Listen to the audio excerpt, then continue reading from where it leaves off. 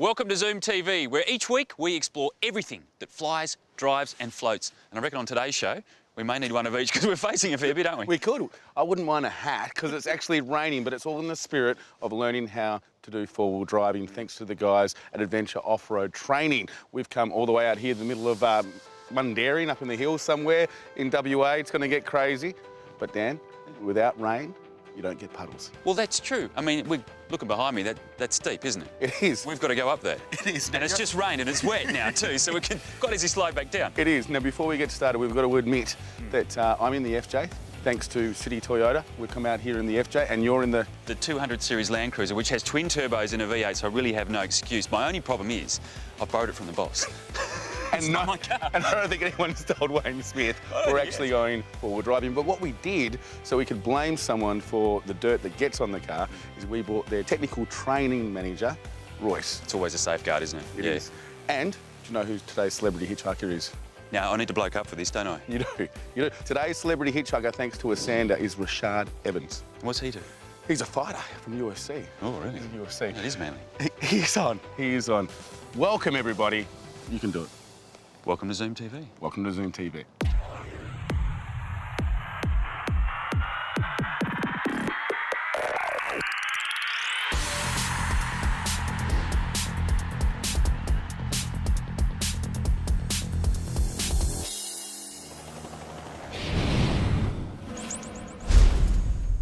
Today is a very special day because we're going on an adventure. Now, every adventure needs a hero. I'm now with the equivalent of Bear Grylls in the four-wheel drive world. Richard from Adventure Off-Road Training. How are you, sir? I'm very well. How are you?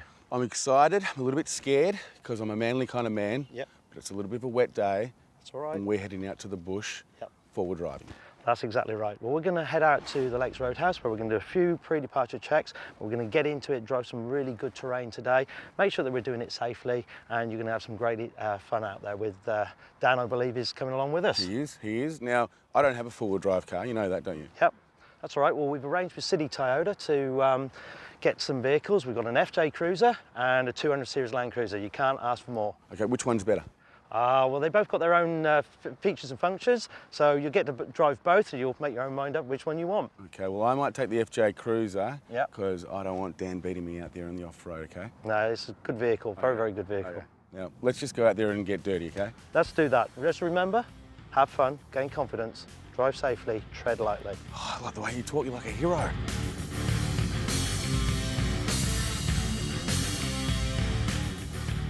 Morning, ladies and gentlemen. My name's Richard, this is Troy, and we're from Adventure Off-Road Training. So today we're going to be your instructors, and we aim to go out and have a good fun day today. So we're going to have a few pre-departure checks.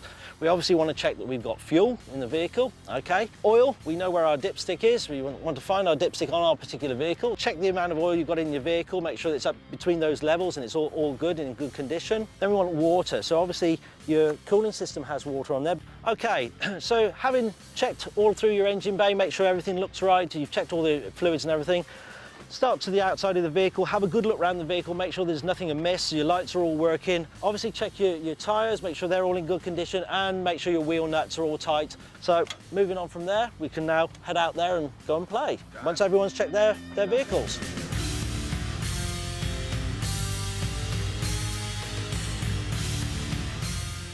Okay, Aaron, how's it going? Petrol, check. It's already been done. Oils, checked all my oils. Water, electrics. Okay, and I've checked the rubber already. Yep, so it's all good. I'm all done. Brilliant job. Chick, thank you, sir. Ready to go. All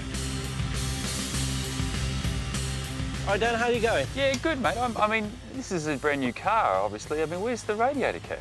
Well, radiator cap isn't on these ones. They don't have the traditional old radiator cap. It's got a fully pressurised system. So that coolant bottle there is the way you check it. You'll see down here there's a low and a full mark. So just keep an eye on it up there and it's all good. Everything else is all looking good. Yeah. As you say, it's a brand new vehicle. Nothing should go wrong with this vehicle. It's a great bit of kit. Yeah, that's it. Well, if anything goes wrong, I've got no excuses, have I? Exactly right. Dano, Hey. are you done? Are you ready? Yeah, well, I've got done all the checks. I've got fluids and I've got rubber. But you know what you've got now? What? To really make you feel like an off-roader, your own two-way. You shouldn't have. Well, I actually got it off Rich. He doesn't know that I've actually taken them, but I thought we needed them more than him. You've got one battery, I've got one battery. Who's going to get bogged first? It's probably going to be me. It's probably going to be me. $5, But I isn't can't wait to get, okay? Harry, you there? Yeah, roger that, Catholic. I love that cool name.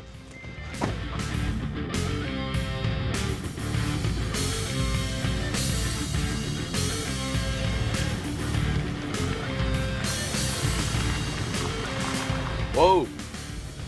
Okay, guys, when you're going into water, enter slowly. Hey Dan, I don't think Wayne Smith's going to appreciate how dirty you get in his cars. I guess maybe you should have had this one. I'm gonna blame you for both of these cars.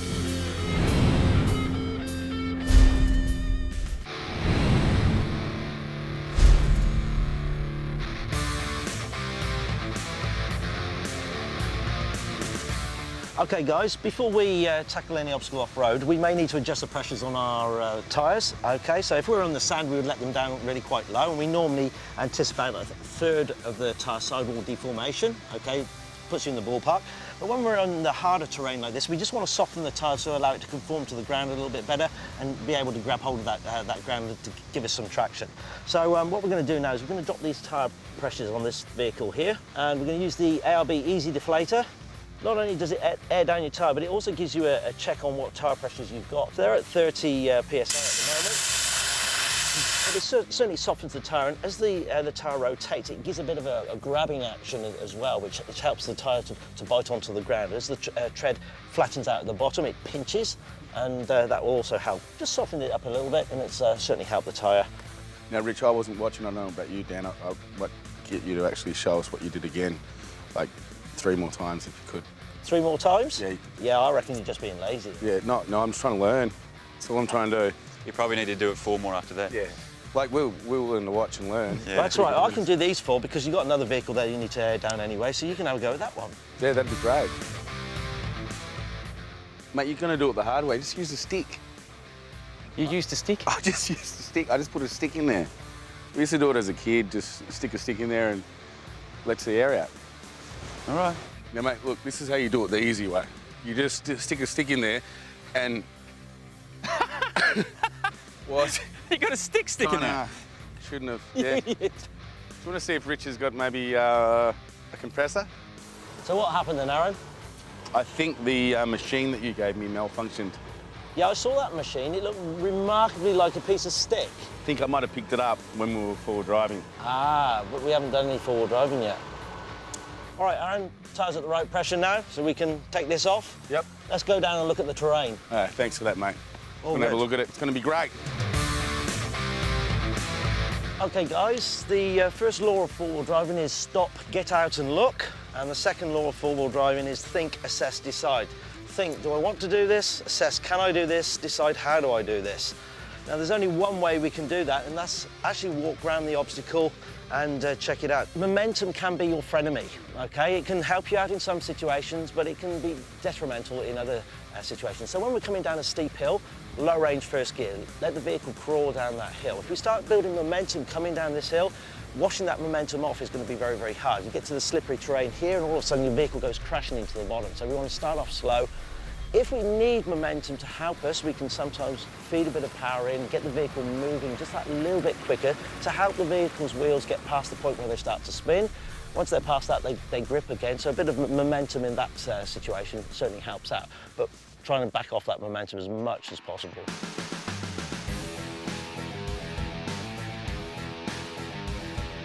Okay, at this point, we're going to turn him away. By doing this, we keep the axles as level to each other as possible, keeping them coming through. Keeps even drive to the wheels and stops the wheels from losing traction. And out of jail, I think. Let's see what Aaron does. How'd it go? Not too bad. Always watch your spotter, because the spotter can see where your wheels are. Yeah. And unless you're 100% sure of where they are, you always want to know that. Gravity is great for helping you down. Yeah. It's a different story when we turn around and go up, and that's what we'll be doing next. There's another side of this story. We've got to go back. But I'm going to play a few tricks on him now, because I'm going to get the vehicle a little bit stuck. Also, as soon as we straighten him up here, We're going to really cross the vehicle up. All right, we'll hold it there. And now we're going to put on a system called Crawl, which Toyota have developed. It's a great system for getting the vehicle out of this situation. It controls all the wheels, the speed that the vehicle travels, and also just keeps you having to steer. That's all the driver has to do once we engage Crawl, just steer. All right, so basically all you're going to have to do now, Dan, is point and shoot. You reckon it'll come straight out? Hold on to the steering wheel. What you're going to see, the vehicle's going to pick up this idle. It's going to do what it has to do.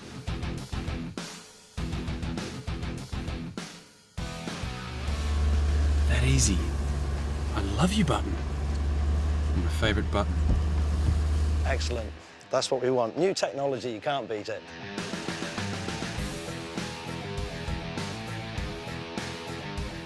As soon as his wheel hits the bottom, we're going to turn him that way. So he follows that right all the way around. See how level the bonnet stays? And keep that bonnet level, keep it going. Oh, I'm telling you, Rich, it's getting wet out there. Keep it going. Mate, did you see that form? The approach. The only thing was you'll show me all the hand signals. What does this mean? I got so confused. So what we do is we'll turn you around now and get you going up that hill.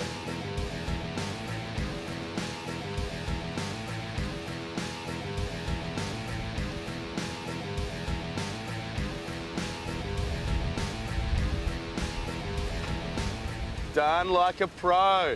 I tell you what, that A-track really made a difference. You could feel the car just grabbing on. It does.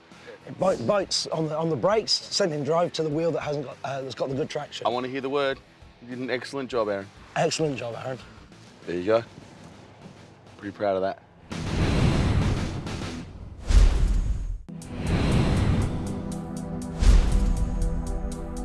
So, Royce, these are brilliant days, aren't they? I mean, it's thrown up a heap of challenges. And Richard, he's a full bottle, isn't he? He knows his stuff.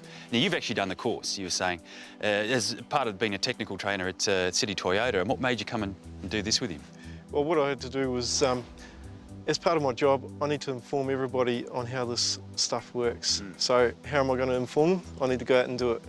How did you pull up after the course? Did you find that, I mean, you obviously learned a fair bit, but did you find, you know, it all changed? Did you have a different vision by the time you got home? Yeah, so when I came into the course originally, I was a bit apprehensive, a bit scared at some points, but when I came out of it, I felt a lot more confident when it comes to the four-wheel drive systems. And how are the staff that you've been then forwarding that training to, how have they reacted? Well, the staff actually receive it quite well. They find it really informative, and then from there they go forward and inform the customers when they get the vehicle delivered to them. Which is quite important too. I mean, I was surprised with the 200 series that I'm driving today.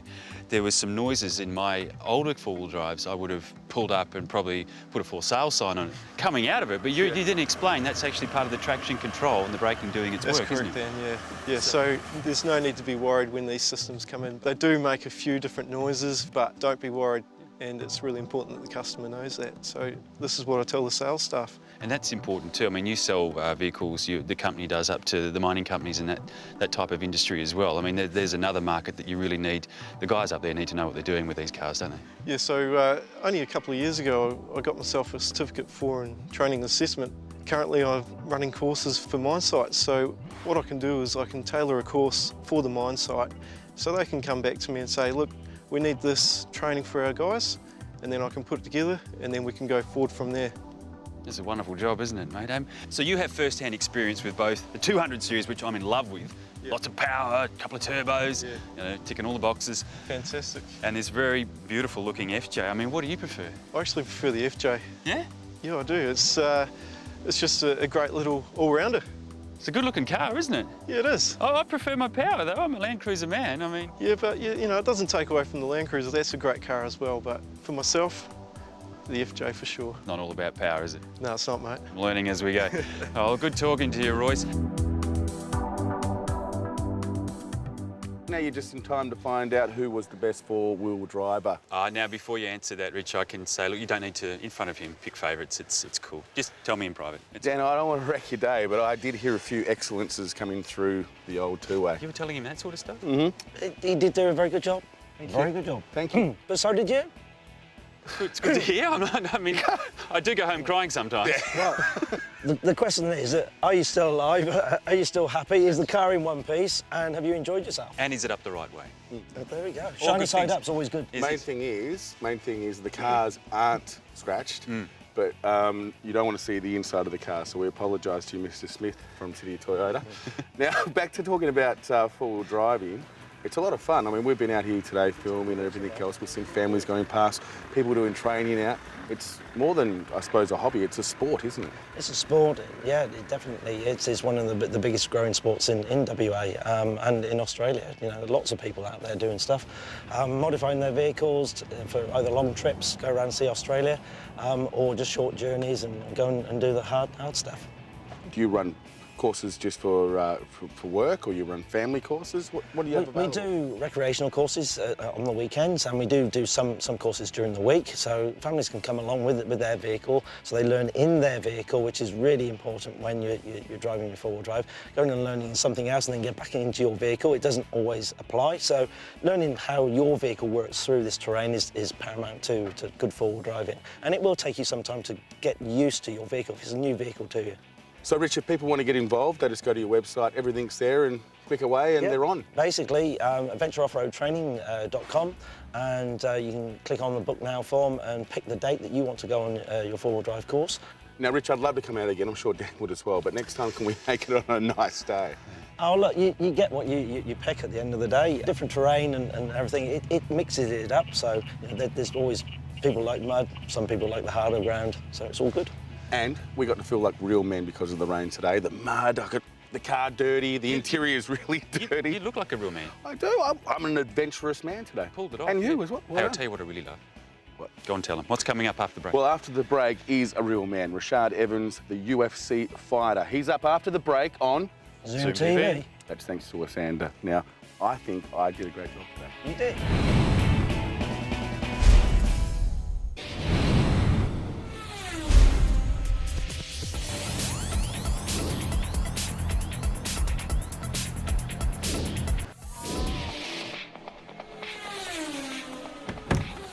Welcome back to Zoom TV. Now it is time for the Celebrity Hitchhiker. Today, I'm not hitchhiking or picking anyone up. I'm actually meeting someone in a store today. I'm with Rashad Evans, Sugar Rashad Evans from the UFC. Now, you're a professional ultimate fighter. What an incredible sport to be a part of.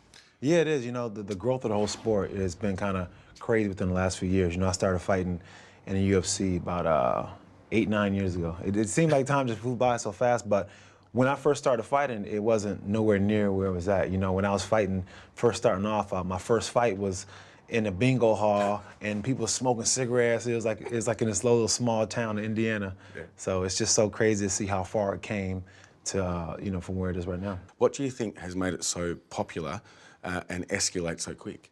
I think one thing that made it so popular is the fact that it's a fan-friendly sport. And another thing that makes it so popular is the fact that the fighters, the access to the fighters, you know, they make sure that we're always out there and we stay close contact with our fans. Okay. And the other thing I suppose that I've noticed is that it's a very different fighting style to boxing. There's almost wrestling and karate and all these other things that come into it. So. Yeah, you know, that's one thing that makes the sport that much more interesting is the fact that there's all these different disciplines, and, you know, you see one fighter goes in and out of different disciplines, you know, between going from punching and striking to doing a takedown, and then from doing a takedown to doing his jiu-jitsu and a submission. So that's kind of the beautiful part of the sport to watch, the art of it all, you know, and that's one thing that has also aided to it being so popular is the fact that it can end any way. And it's very strategic, isn't it? Yeah, very much so. When you're in there and you're in the cage, you know, you're like, your mind, it's like an ultimate chess match, you know, you're playing for keeps. I mean, you know, you're trying to outwit each other because there's so many things you can do. You know, you got to not only watch out for the hands, but you got to watch out for the feet as well. Well, I'm actually watching out for you. I feel like I'm in the cage, and I'm looking for the closest exit. Okay, now it's time for the Asanda Fast Five. What was the first car you ever owned? It was a Ford Probe. Really? Yeah. Ford Probes weren't popular in Australia. See why? I can imagine why. It was not like a good car either. Okay, so what would be your opinion of the worst car ever made? The worst car ever made? Worst looking, worst to drive, worst performing. What is it? The Renault? What is it? The Renault. Yeah. Any of them car you're saying? Yeah. What is your opinion of the best car ever? And it could be an old car, it could be a new car. The best car, I like muscle cars, man. Like a 67 Mustang, one of those. And what car do you currently drive? I drive a Cadillac CTSV. That's a huge car. It's a big car. No, am I right? it's a fast Cadillac. I mean, it hauls. Okay, now I might come into your mind when I ask the next question. Okay. Okay, but we'll just move on. What is your biggest fear? My biggest fear? Man, not fighting well in a fight. Oh, wow. There you go. Has it ever happened? Hell yeah, it happened. Sometimes in an interview, you prepare. Yeah, I mean, it has happened before, you know. There's fights where I showed up and I was just like, what? What was that? Now, mate, we have to let you go, okay? If you want to be like this, you're going to have to hit the pavement. Yeah. Okay. Eat well. And, of course, train at least once a year, okay? Once a year. That's the secret to this. Now, I think I'd love to do this. If you Face can- off? Face off. But you can't hit me because you got hit.